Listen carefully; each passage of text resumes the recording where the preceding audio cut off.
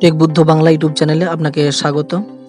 আজকের ভিডিওটি মূলত কিভাবে যে কোনো ভিডিওতে নেমপ্লেট ব্যবহার করবেন সেই নিয়ে। এর জন্য আমরা পিক্সেল ল্যাব অ্যাপটি এবং ইনশট অ্যাপটি ব্যবহার করব।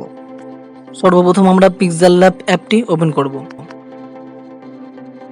তারপর নিচের দিকে এই মাঝের এই আইকনটিতে আমরা ক্লিক করব। তারপরে এই বেজিয়ার বলে যে অপশনটা রয়েছে সেখানে আমরা ক্লিক করব এবং তারপরে আমরা একটু নিচের দিকে আসব এবং এখানে কিন্তু যে লাইনটি দেখতে পাচ্ছি লাইনটি কিন্তু একটু মোটা করার জন্য এটা আমরা একটু বাড়িয়ে নেব। তারপর নিচের দিকে আমরা আমাদের কালারটি কিন্তু এখানে ঠিক করে নেব, তো যেরকম কালার রাখতে চাই আমরা। তো এখানে কালারটি সেট করে নেওয়ার পর এই টিক অপশানে আমরা ক্লিক করব। তারপর এটাকে একটু আমরা বড় করে নেব ঠিক এভাবে, এবং ঠিক এভাবে কিন্তু আমরা এটাকে রাখার চেষ্টা করব। তারপর এটাকে আমরা কপি করব, অর্থাৎ নিচের এই কপি অপশানে আমরা কিন্তু ক্লিক করব। দেখতে পাচ্ছি যে আর একটি কিন্তু এরকম লাইন কিন্তু এখানে চলে এসছে। তারপর আমরা কিন্তু এই কালার অপশানে কিন্তু আমরা এখানে আসব এবং এখানে কালারটা আমরা চেঞ্জ করে নেব। এখানে এটা এনেবল করব, তারপর যে মানে একটা সাদা কালার আমরা এখানে চুজ করব। তারপর ঠিক অপশানটা আমরা ক্লিক করব। এই লাইনটির পজিশনটা কিন্তু ঠিক এভাবে আমাকে রাখতে হবে। এরপর ব্যাকগ্রাউন্ড বলে যে একটা অপশান আছে, ওই অপশানটা ওই অপশানটাতে আমরা ক্লিক করব। ওই সাদা লাইনটির ওপর যদি আমরা আরেকটু কাজ করতে চাই তাহলে কিন্তু আরও ব্যাপারটা ভালো হয়। এই জন্য আমরা ওই সাদা যে লাইনটি আছে ওই সাদা লাইনটির ওপর কিন্তু আমরা ক্লিক করব। তারপর আমরা এদিকে একটা অপশান আমরা খুঁজে বার করব, সেটা হচ্ছে শ্যাডো অপশান উপরে ক্লিক করার পর এটাকে আমরা এনেবল করব।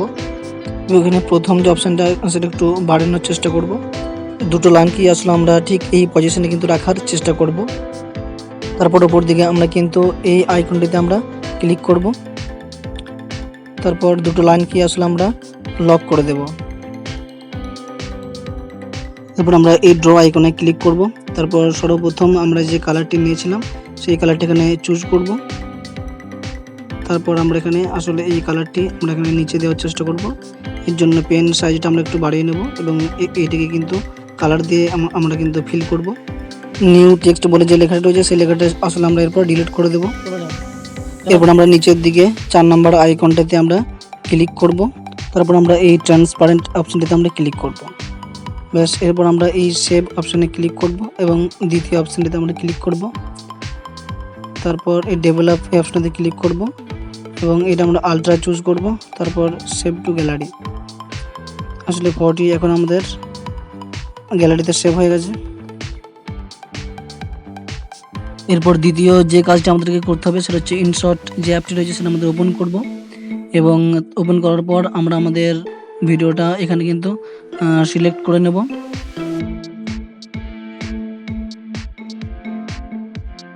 তারপর আমরা সবচেয়ে প্রথমে ক্যানভাস অপশানে ক্লিক করে ভিডিও রেশিওটা আমরা কিন্তু ঠিক করে নেব। তারপর আমরা এই পিপ অপশানে ক্লিক করে আমাদের তৈরি করা ফটোটি আমরা কিন্তু এখানে সিলেক্ট করে নেব।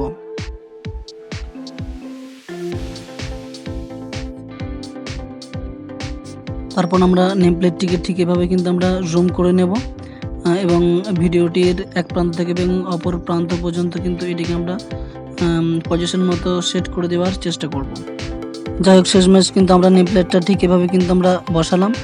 তারপর এই এডিট আইকনটিতে আমরা ক্লিক করব এবং এখানে উপরের দিকে যে ত্রিচিহ্ন দিতে পাচ্ছি এই অপশানটা আমরা ক্লিক করব।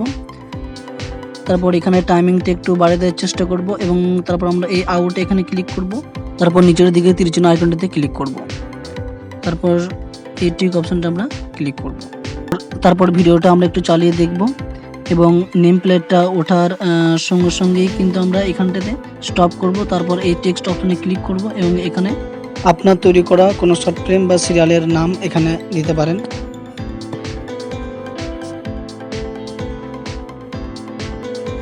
তারপর এই অপশানটাতে কিন্তু আমরা ক্লিক করব এবং এখানে এই টেক্সট অ্যানিমেশনটি আমি ব্যবহার করব। আপনারা চাইলে যে কোনো সেট করতে পারেন। তারপর আমি এই আউট অপশানে ক্লিক করব। তারপর প্রথম যে অ্যানিমেশনটা পাচ্ছি সেটা আমি ইউজ করব। তারপর আবার টেক্সট অপশানে ক্লিক করে নতুন কোনো লেখা আপনি চাইলে অ্যাড করতে পারেন। এখানে যে কোনো একটা লেখা আমি এখানে লিখছি।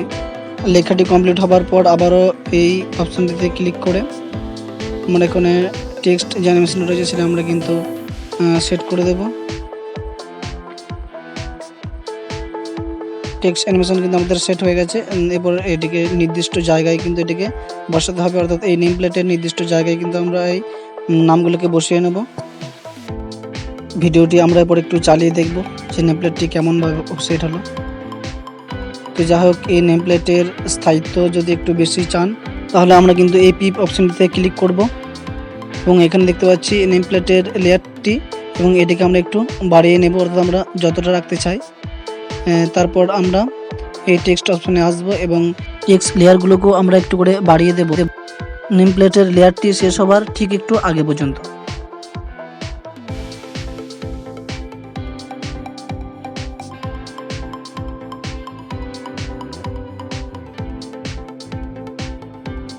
যাই হোক, দেখতে পাচ্ছি আমাদের নেম প্লেটটি কিন্তু ক্রিয়েট হয়ে গেছে। এরপর আমরা এটিকে সেভ করার জন্য এই সেভ অপশনে আমরা ক্লিক করব এবং ভিডিওটিকে সেভ করে নেব। যদি চ্যানেল নতুন হয়ে থাকো তবে অবশ্যই চ্যানেলটিকে সাবস্ক্রাইব করবে এবং ভিডিওটিতে লাইক করতে ভুলবেন না। ধন্যবাদ।